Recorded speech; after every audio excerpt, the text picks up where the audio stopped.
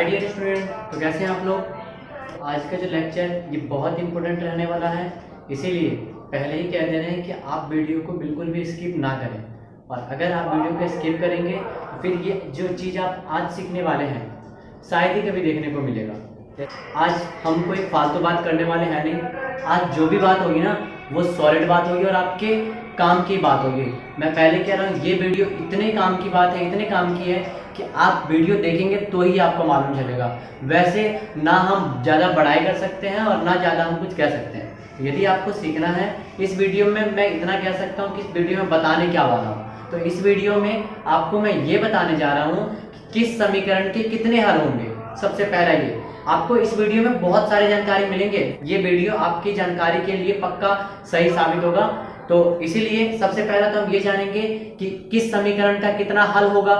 दूसरी चीज हम ये जानेंगे इस समीकरण का नाम क्या होगा। फिर तीसरा चीज हम ये जानेंगे कि वो कैसा समीकरण होगा, उसका ग्राफ कैसा होगा। ठीक है, तो फिर भी इस लाइन से आपको ये क्लियर नहीं हुआ होगा।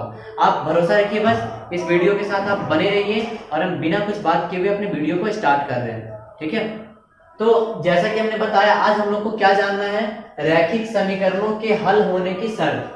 कहने का मतलब कि आपको जो ये दो रैखिक समीकरण दिया रहता था तो हम लोग जो अभी तक हल निकालते थे उसका सिर्फ एक हल होता था, है ना। एक हल कहने का मतलब अद्वितीय।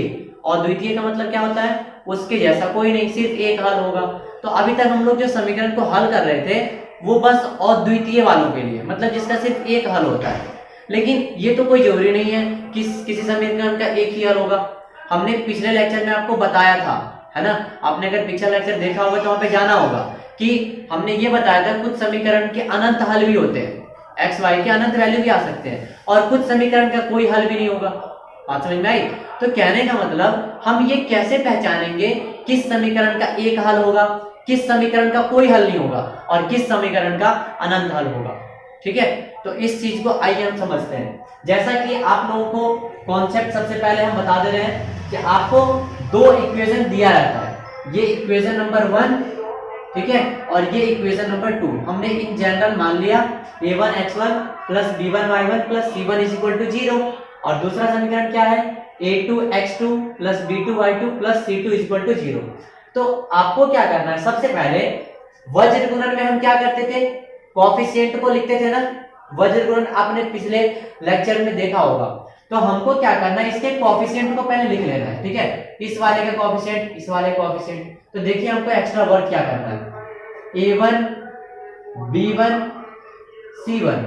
ठीक है, हमको x से मतलब नहीं है, y से मतलब नहीं है, x से मतलब नहीं है, y से मतलब नहीं है, हमको कोएफिशिएंट को लिख लेना है। फिर ये हो गया a2 b2 c2। ठीक है, तो आपको अब क्या करना है, दोनों के x कोएफिशिएंट का रेशियो निकालना है। ठीक है, फिर दोनों के y कोएफिशिएंट का रेशियो निकालना है और फिर थर्ड कांस्टेंट टर्म का रेशियो निकालना है। देखिए करेंगे क्या, हमने कहा कि आपको a1 बट्टा a2 निकाल लेना है, फर्स्ट चीज। दूसरा क्या निकाल लेना है, b1 बट्टा b2 निकाल लेना है। थर्ड क्या निकाल लेना है, c1 बट्टा c2। तो इसका कुछ ना कुछ तो वैल्यू आएगा ही, आएगा कि नहीं आएगा वैल्यू। तो उस वैल्यू को आप अगर गौर कीजिएगा तो मालूम चलेगा कभी कभी तीनों बराबर आ रहा है। मान लीजिए अगर यहाँ पे कोई नंबर होता तो काट के 1/2 आता, ये भी काट के 1/2 आता, ये भी काट के 1/2 आता। तो हम बोलते कि सर a1 बट्टा a2 बराबर है b1 बट्टा b2 के, और ये भी बराबर है c1 बट्टा c2 के, है कि नहीं। और अगर मान लीजिए ये 1/2 आता, ये कुछ 3/4 आता, तो हम क्या बोलते कि सर a1 बट्टा a2 जो है, ये a1 बट्टा a2 जो है ये बराबर नहीं है b1 बट्टा b2 के। बात समझ में आई कि नहीं। तो हमें इस टाइप से ये करना है। तो कहने का मतलब मेरा ये है कि आप लोगों को ये तीनों रेशियो निकालना है। हम इसको मिटाते हैं, आपको ये तीनों रेशियो निकालना है और आपको एब्जॉर्ब करना है कि फर्स्ट केस देखिए, ये हो सकता है कि a1 बट्टा a2 जो है ये हो सकता है बराबर ही नहीं होगा b1 बट्टा b2 के। ये दोनों का रेशियो बराबर नहीं होगा, a1 बट्टा a2 बराबर नहीं आएगा b1 बट्टा b2 के। तो आप याद रखिएगा उसका अद्वितीय हल होगा। अद्वितीय हल का मतलब क्या होता है, अद्वितीय हल का मतलब होता है केवल एक हल होंगे, सिर्फ एक हल होगा उसका, सिर्फ एक हल होगा, सिर्फ एक हल होगा। अद्वितीय मतलब सिर्फ एक हल होगा। तो अब हम पता लगा सकते हैं किसी भी इक्वेशन का, अगर a1 बट्टा a2 b1 बट्टा b2 के बराबर नहीं है तो बोलेंगे सर इसका एक ही हल आएगा। देखिए हम यहाँ पे एक एग्जांपल से आपको दिखाते हैं। जैसे हम बोले 5x plus 3y is equal to 7 और ये है 2x plus 5y is equal to 2। तो हम क्या करेंगे, इन दोनों का रेशियो क्या आएगा 5/2 और इन दोनों का रेशियो क्या आएगा 3/5। क्या ये बराबर आ रहा है? नहीं आ रहा है बराबर। तो नहीं आ रहा है तो इसको जो हल करेंगे ना तो x और y का सिर्फ एक हल आएगा, एक सॉल्यूशन आएगा सिर्फ। बात समझ गए होंगे? a1/a2 अगर b1/b2 के बराबर नहीं होता है तो क्या बोलेंगे, उसके सिर्फ एक हल होंगे, ठीक है। और उस समीकरण का नाम होता है अविरोधी।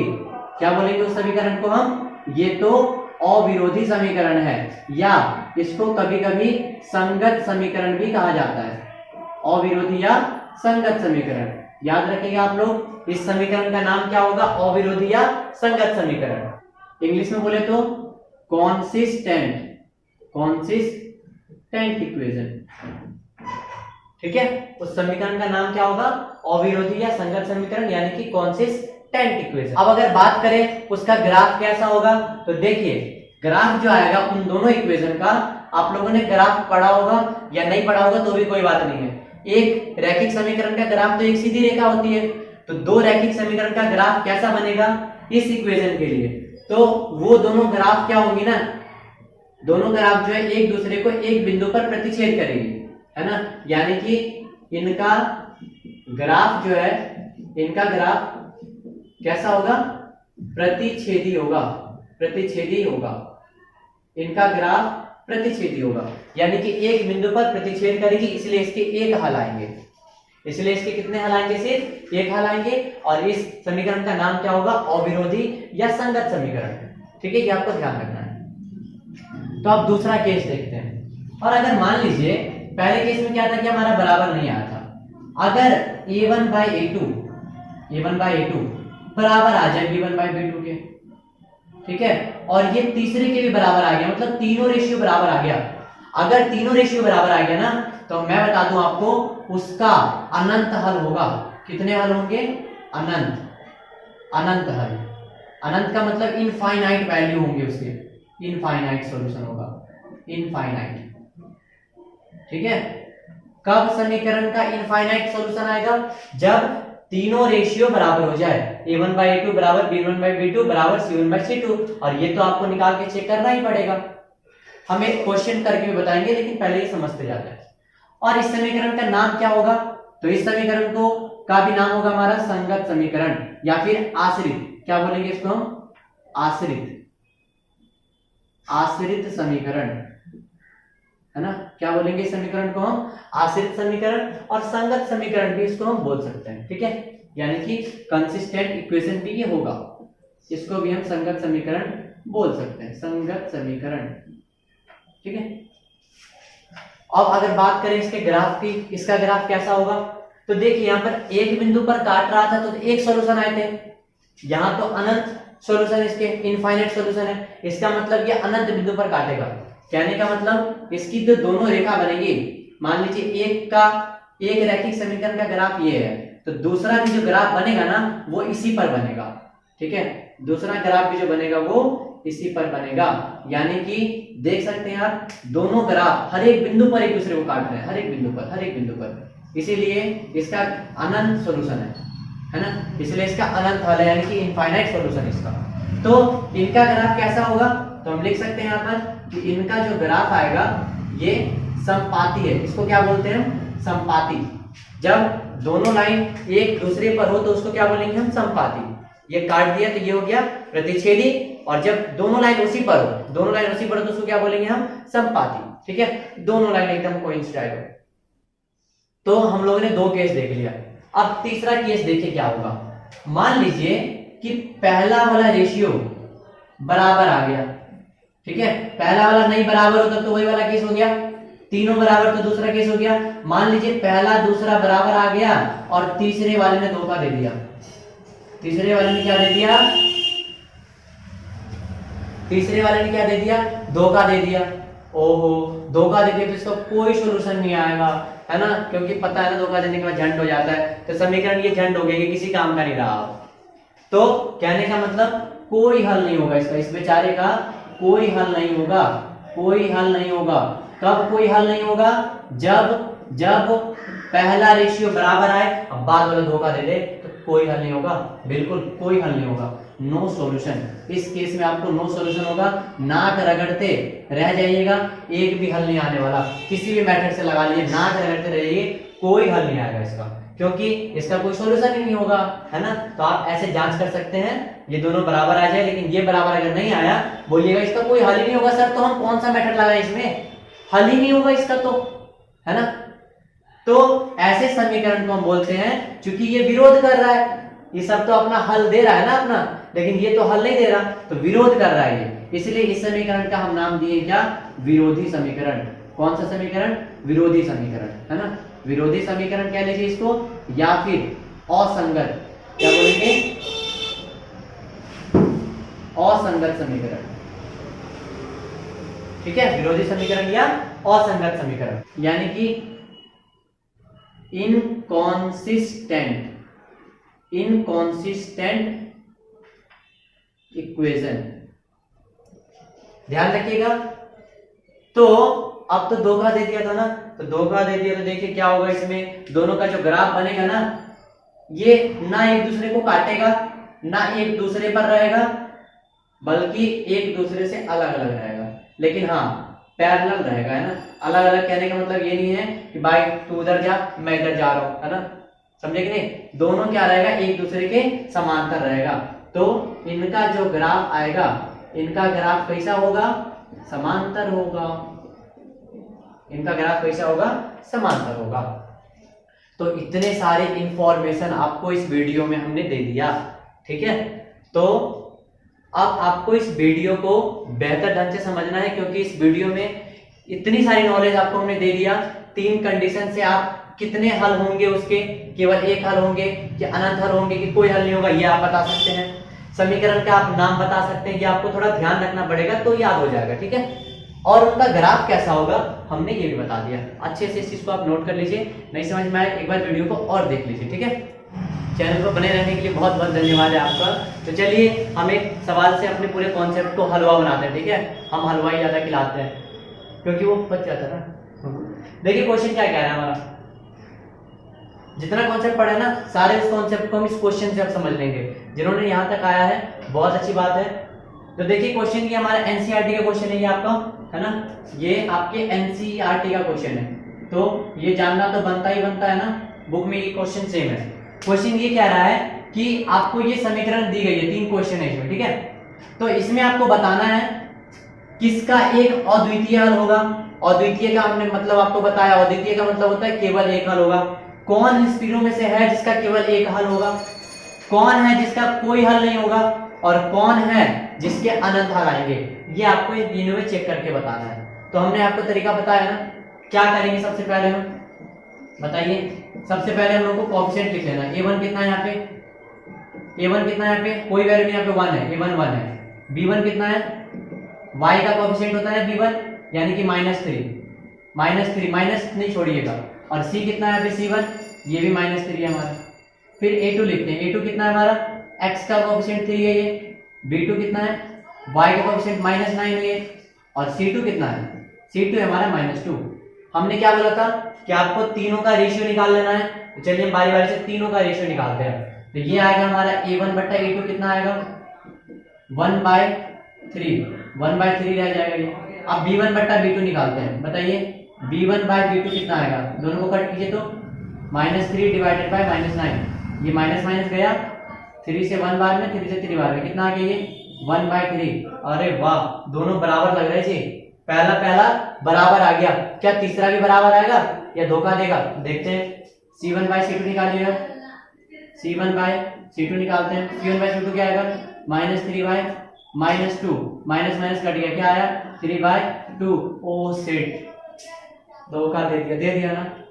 यानी कि वही वाला मतलब केस हो गया ये, आपको याद है केस, क्या केस है ये है a1/a2 बराबर है b1/b2 के, है ना। A1/A2 जो है ये बराबर है B1/B2 के, लेकिन ये C1/C2 के बराबर नहीं है। आपको ये केस याद होगा, ये हमारा थर्ड केस है। ये कौन सा केस है? ये हमारा थर्ड केस है, जिसका अब तो ये 2 दे दिया, तो इसका तो कोई हल नहीं होगा, है ना। ये बोला था ना कोई हल किसका नहीं है, तो लिखेंगे अतः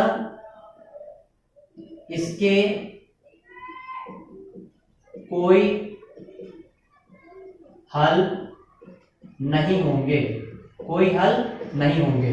तो जो क्वेश्चन हमारा कह रहा था बस हमने वो निकाल दिया। हमारा क्वेश्चन सिर्फ यही कह रहा है, आपसे वो ग्राफ नहीं पूछ रहा, आपसे वो इसका नाम नहीं पूछ रहा। लेकिन अगर हम पूछे तो अब बताइए इसका ग्राफ कैसा होगा? समांतर होगा, है ना, क्योंकि इसका कोई हल ही नहीं है, तो दोनों ग्राफ समांतर जाएंगे। काट दिया तो एक हल आया, उसी पर है तो अनंत हल है उसके, लेकिन कोई हल नहीं है। इसका मतलब ये कभी काटेगा ही नहीं एक दूसरे को, है ना। ये एकदम पैरेलल है, ये कोई हल नहीं है इसके। तो पहला क्वेश्चन को हम लोगों ने बना लिया, सिर्फ उतना ही पूछ रहा था, हम लोग उतना ही लिखेंगे। सेकंड क्वेश्चन देखते हैं, चलिए। सेकंड क्वेश्चन आप लोग बनाइए खुद से, फिर मेरा वीडियो देखिएगा। ये वीडियो देखते हैं तो कॉपी पेन लेकर के अगर बैठा जाए तो और ही अच्छा होता है, ठीक है। तो सेकंड क्वेश्चन का जवाब हम लोग देखते हैं। हम क्या करेंगे? सबसे पहले हम डायरेक्ट रेशियो निकालते हैं, ठीक है। आपको प्रोसेस हमने बता दिया है, हम इन दोनों का डायरेक्ट रेशियो निकालते हैं। A1/A2 कितना आएगा बताइए? 3/6, 3/6 यानी कि कट के आ गया 1/2।